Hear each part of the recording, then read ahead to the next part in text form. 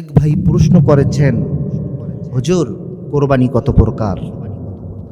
কোরবানি অনেক প্রকার, তার মধ্যে আমি কোরআন এবং হাদিস থেকে কয়েকটি প্রকার আমি আপনাদের সামনে বলবো ইনশাআল্লাহ। এক নাম্বার হলো প্রধানত সময়ের কোরবানি। হাদিসের মধ্যে এসেছে, আল্লাহর নবী বিশ্বনবী জনাবে রাসূলুল্লাহ সাল্লাল্লাহু আলাইহি ওয়াসাল্লাম জানিয়েছেন, এক সকাল অথবা এক বিকাল যদি কেউ আল্লাহর রাস্তায় কোরবানি দেয়, আল্লাহ তাআলা দুনিয়ার মধ্যে আসমান এবং জমিনের মধ্যে যে ফাঁকা জায়গা রয়েছে, আল্লাহ তাআলা তার আমলনামায় তার ভরপুর করে দেয়। দুই নম্বর হলো সম্পদের কোরবানি, জান এবং মালের কোরবানি।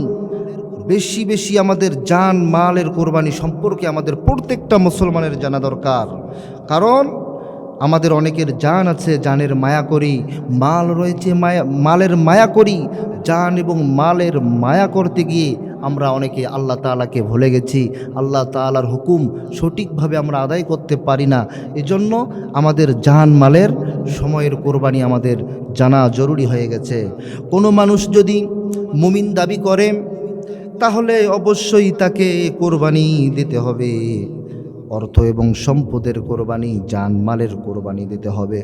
আল্লাহ রাব্বুল আলামিন কোরআনুল কারীমের মধ্যে বলেছেন, ইন্নাল্লাহা আশতারা মিনাল মুমিনিনা আনফুসাহুম ওয়া আমওয়ালাহুম বিআন্না লাহুমুল জান্নাহ।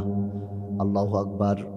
আল্লাহ রাব্বুল আলামিন কোরআনুল কারীমের মধ্যে সুন্দর করে জানাই দিয়েছেন, ইন্নাল্লাহা আশতারা মিনাল মুমিনিনা আনফুসাহুম, নিশ্চয়ই যারা নিজেকে মুমিন দাবি করো, নিজেকে যারা ঈমানদার দাবি করো, আমি আল্লাহ ঘোষণা দিয়ে দিলাম, আমি বলে দিলাম, তারা যেন জান এবং মাল সঠিক সময় যেন ব্যবহার করে।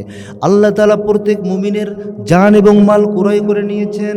জান এবং মালের পরিবর্তে আল্লাহ রাব্বুল আলামিন জান্নাত আমাদের জন্য বরাদ্দ করবেন। সুবহানাল্লাহ।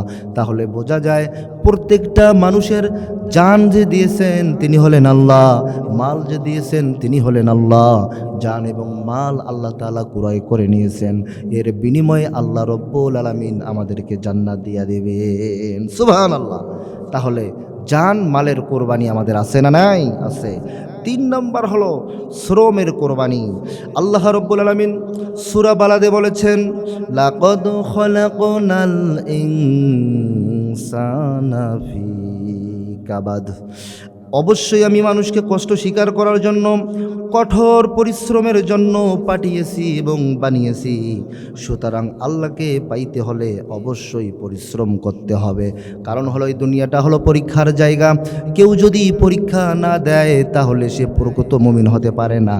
আল্লাহ রাব্বুল আলামিন সূরাতুল বাকারার মধ্যে সুন্দর করে জানাই দিয়েছেন, ওয়ালা নাবলুওয়ান্নাকুম বিশাইয়্যিম মিনাল খাউফি ওয়াল জু'i ওয়া নাকসিম মিনাল আমওয়ালি ওয়াল আনফুসি ওয়াস সামারাত ওয়া বাশশিরিস সাবিরিন। আল্লাহু আকবার।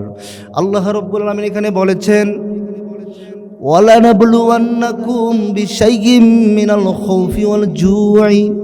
আল্লাহ রাব্বুল আলামিন প্রত্যেকটা মুসলমানদেরকে দুনিয়ার মধ্যে পরীক্ষা নেবেন, তাদেরকে ভয় দিয়া পরীক্ষা করবেন, তাদেরকে ক্ষুধা দিয়ে পরীক্ষা করবেন, তাদেরকে জুলুম দিয়ে পরীক্ষা করবেন, তাদেরকে স্টিম রোলার জেলখানার মধ্যে দিয়েও পরীক্ষা করবেন, তাদেরকে ঘর বাড়ি সারা করার মাধ্যমেও পরীক্ষা করবেন।